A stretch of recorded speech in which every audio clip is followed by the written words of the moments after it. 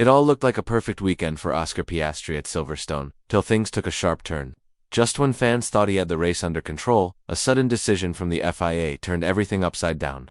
A 10-second penalty was handed to him for breaking the rules during the safety car period. The timing, the impact, and the explanation, everything about it sparked heated arguments among racing fans. The big question? Was it a fair call, or an unnecessary hit to a driver who was clearly in the lead? This penalty quickly reminded everyone of what happened in Canada between George Russell and Max Verstappen. That incident is still fresh in people's minds, and now, the two situations are being compared. But is that fair? Are the two cases even similar enough to be discussed side by side? One thing is clear. The Silverstone race had its fair share of drama. The first half alone saw 4 safety car interruptions, but the most controversial one was triggered by an incident involving Hajar and Antonelli, not because of the crash itself, but what followed right after, as the safety car was about to return to the pits. The drivers were approaching the final corners. The grid was packed, and tension was rising. Leading the field, Piastri stepped on the throttle button the blink of an eye. He slammed the brakes hard. That quick switch caused chaos. Verstappen, caught off guard, swerved to the side and briefly pulled ahead of Oscar. This move raised eyebrows not just among fans, but with the officials as well. According to the racing guidelines, once a driver accelerates during a safety car restart,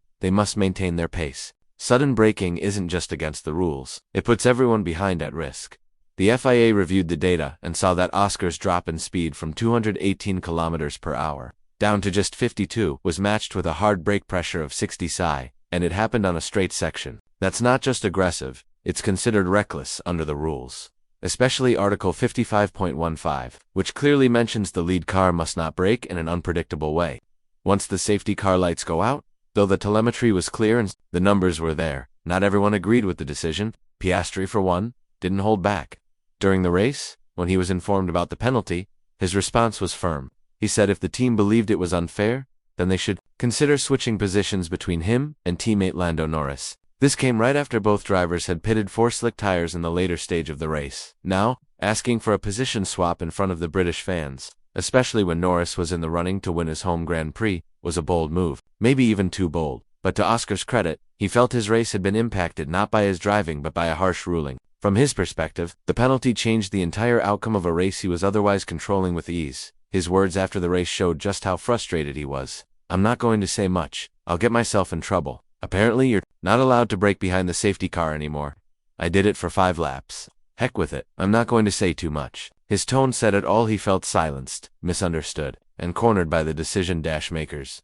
What made matters more intense was the fact that this wasn't an isolated feeling. Oscar wasn't the only one questioning the ruling. He compared his situation with what happened in Canada. In his view, Russell's evasive action there was far more serious than anything that took place at Silverstone. Yet George walked away without a single penalty point. Oscar's comparison opened up a wider debate. Fans started digging into the footage, replaying both moments, and drawing their own conclusions. But the issue wasn't just about actions, it was about consistency. If one driver gets penalized heavily for sudden braking, shouldn't another face the same consequences for a similar situation? To understand Piastri's frustration, we need to look back at the Canadian Grand Prix more closely.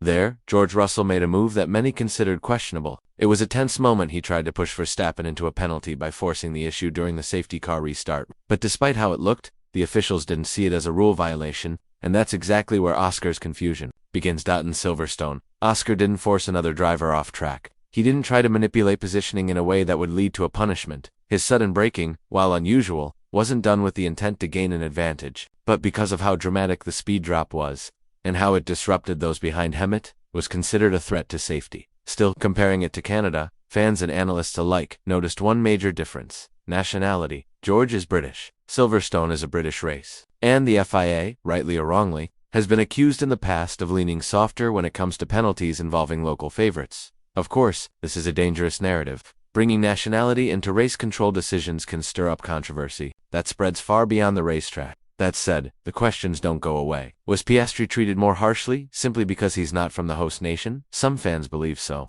Others point to the hard data and support the FIA's call. Even Verstappen, who was indirectly affected by the braking, showed signs of surprise when he learned about the 10-second penalty. He admitted Oscar's action wasn't what caused him to spin. That was due to the balance of his car under throttle. Still, the result was the same. He lost ground in a crucial moment, and Oscar took the heat for it. The specifics of the incident left little room for doubt in the eyes of the stewards. According to the data, Oscar went from 218 kilometers per hour to just 52 kilometers per hour in a matter of seconds, applying a brake pressure of 60 psi right in the middle of a straight. Now, under normal racing circumstances, that would be odd, but during a safety car restart, it became the breaking point. This was a clear conflict with Article 55.15 of the FIA sporting regulations. The rule states that once the safety car lights go out, the leader must maintain a steady pace, no sudden braking or movements that could catch others off guard. Piastri's abrupt slowdown ticked every box of what not to do during that phase. But even with the rule violation acknowledged, the penalty sparked debate.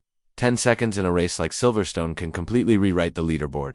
And that's exactly what happened. Before the safety car, Oscar was running strong out front, controlling the pace with precision. Once the penalty hit, that control vanished. Piastri didn't hold back his emotions after the race, while being careful not to overstep in his interviews. It was obvious he felt the penalty went beyond fair judgment. He said he had followed the same procedure for multiple laps and saw no reason why this time was treated differently. His comments suggested not just disappointment, but also a growing mistrust in how race incidents are reviewed. Max Verstappen's comments added another layer to the conversation. When asked about Oscar's penalty, he simply said it was very extreme. He noted that similar incidents had happened to him in the past without any consequences being handed down. The message was clear: consistency in officiating remains a serious issue. As the dust settled after the race, attention shifted to how McLaren would respond, not just publicly, but internally. The penalty had cost Oscar a possible win, and his reaction made it clear that he expected the team to at least consider reshuffling the finishing order. But was that ever a realistic option? McLaren found itself in a difficult spot.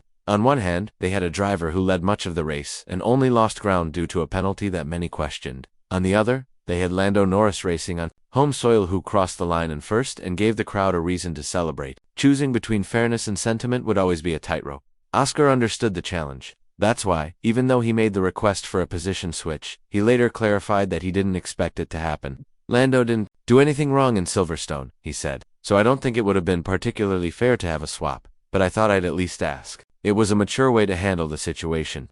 He acknowledged the emotion of the moment without throwing his teammate under the bus. Instead of dwelling on what he couldn't change, Oscar shifted his focus forward. He said he'd use the frustration to push harder in the races to come.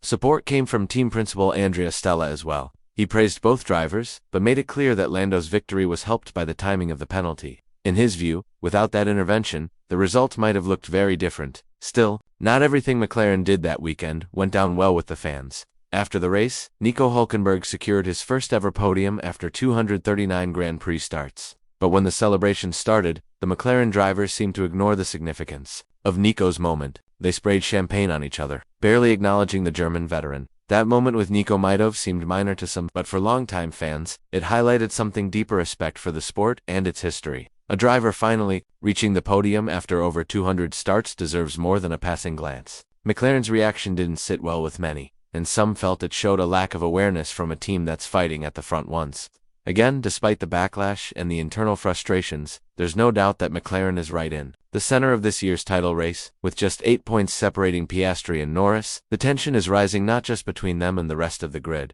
but possibly between each other as well. The team now has to walk a very fine line between letting them race and maintaining harmony within the garage, but all of this could change very soon. The next round at Spa is just around the corner. A legendary track, unpredictable weather, and drivers desperate to prove a point. It's the perfect setup for more drama. Oscar has already made it clear that the fire inside him hasn't gone out. If anything, it's burning brighter. He knows what's at stake, and he's determined to make every point count from now until the final flag of the season. The question on everyone's mind is, will the FIA remain consistent going forward? And how will future incidents be handled when the stakes get even higher? Because in this sport, even a small decision can swing the championship one way or the other. For now, McLaren leads the charge, but with controversy in the rearview mirror, and the battle for supremacy still wide open. The real test begins now. Whether it's Oscar, Lando, or someone else who lifts the trophy in the end.